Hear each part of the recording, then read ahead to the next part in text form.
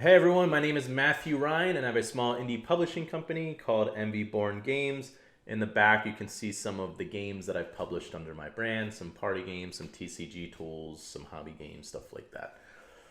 Today I wanted to make a video about the contracts I use when I work with graphic designers and artists. Sometimes I supply my own, sometimes they have their own contracts. Whatever they're more comfortable with, I tend to go with. Um, but before I go into and share the contracts that I use and go over them briefly, I just wanted to say that the information about to provide is not intended to constitute legal advice. Instead, any information I'm about to share is for general information purposes only. So, again, I'm not an expert or a lawyer, so please consult with a lawyer before you do anything. But again, this is the contract I use and how it works. So we'll go over that. I'll briefly and I'll explain my understanding of it. And I will have a link on my website where you can download it and use it for your own means. If anything, it's a great starting point or nice to see some other examples. So with that said, let's go check out the contract.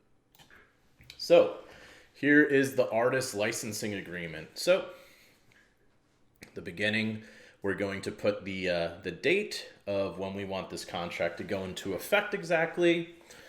So, once you know that, you can put that there. You put the name of the artist here, or if they have a entity for their art business or graphic design studio, you can put that here and change this to business. Business name, you're going to put your publishing company or your LLC or however you're operating, and then your business address here as well. And, that's pretty easy for that part. The scope of the agreement is next. This is basically how the contract is going to work. And, the rest of it is then described and written out throughout the rest of the contract. So the rights, basically, you'll go over who owns the rights of the art or graphic design, what the terms are. Is it a license? Do you own the copyright? If you want to own copyright and the actual image completely, that typically costs a lot more money. This contract set up so you as a company are licensing it from the artist, but you can use it for your board game and however you need to promote your board game and stuff like that. The next thing is going to be the relationship of the parties. So basically, this is saying that the person that you're working with, artist or graphic designer, is an independent contractor. They're not an employee of your company. It's not some joint venture or partnership or anything like that. It also, goes over that this is not a work for hire. So basically that means the artists, whatever art they make, they own the copyright of and not the company. So that's important. So it specifies that the artist is retaining the copyrights of images made. Next, we have the creation. So basically this is just saying the artist is going to do their best to create the images that are needed and submit them in the proper way to the company. This little paragraph here is saying that there is revisions allowed, 3 minor, 1 major. You can change this for your specific contracts. This is the one that I keep. And you can put anything beyond that, a price that, sometimes artists or graphic designers have a price that, or their hourly rate that could go there and things along those lines. This way, things pop up during a game's development and production a lot of the time, and you're going to need extra assets or something like that, or different work on different things, or maybe you change direction on some stuff. The artist needs to be compensated properly for, the additional work that's going to require. So this kind of goes over that. And it just says the artist will supply this the best way they can. The duration basically goes over how long the artist has. There is a red text for a date here, and you put what date you want the art and everything completed by, and that's what they need to meet. It also says that the artist can ask for extensions and the company can extend it and things like that. So there's some terms in there worth reading. Delivery is just saying that what file types will be provided to the company, and that the company needs to make sure to check them and make sure they're usable in the right way that they need. They have 10 business days to do that, and the artist would replace them for you. Maybe you send them to your manufacturer and they're wrong or not properly in the right form or something like that, and you can let the artist know that if you're at that point. Promotion, saying the artist can basically share the art and promote it on their social medias and things like that, like they normally would with any of their art. Because they would like to show off their art and what they've done.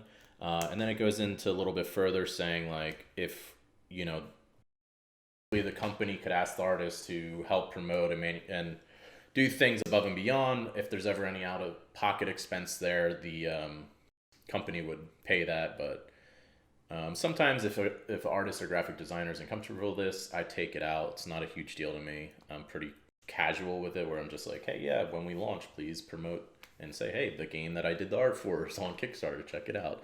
Something like that. Credit. This is going to say how the artist or graphic designer gets credit for their game. Here it says it'll be on the game packaging, and then you would put their name in that, that's the red text there. Sometimes artists go by a pen name or stage name of some sort, and it also says that it could appear in the manual or marketing material at the discretion of the company. So yeah, you always want to give credit to the artists and graphic designers you're working with, because they deserve to be recognized for their work. You should be happy to be able to do that for them. Consideration, so you'll put the total price of the project here, and then you can kind of define the terms of how you're going to pay the artist or graphic designer. I've done contracts where we've done 3 installments, so payment 1, payment 2, payment 3, and when those payments would happen, or however much artwork was finished to those points. This one's set up right now for a 2-installment payment, 50% down, 50% at the end, basically. It defines that the first payment's due 14 days after the contract signed, and the final payments due 10 days after the art is provided and is all ready to go. But each artist and graphic designer I work with is unique, each deal or contract, so I'm pretty loose with this stuff, and I do whatever works best for the situation between us. Cancellation, saying if for whatever reason this project gets canceled, maybe it's not completed, artists will retain all copyrights and artwork and will be compensated for the work that they had done to that point. No exclusivity is basically saying that the company or artist can work for whoever they want. It's not just saying that, hey, we can only work with each other right now, or that I can only work with this artist on this game or something like that. The transfer agreement, I believe, is the company can transfer these rights, but the artist can't transfer them to like a different company. So, for instance, my understanding of this is, at least, if my company is sold, now the company that bought it has the rights to this contract and things within it, and the license to use the art. The general law, arbitration, this is going to kind of state where this agreement will be upheld. So like, if you're the company, you would probably put this as the state that you're located in, and then you specify the county, the city, the state, things like that. It also says that if there's ever a reason for litigation or arbitration, that the losing party is going to pay the winning party's fees, which is, I think, most fair to everyone involved. So then we got confidentiality. Basically, don't share the terms of this agreement or what's within it publicly. This is all private and confidential information, unless both parties agree to start sharing that said information. So this is, once you're in this contract, it's kind of private. You can't be, maybe you're unhappy with what you got paid after you see it's super successful, then you want to be mad about it and post about it.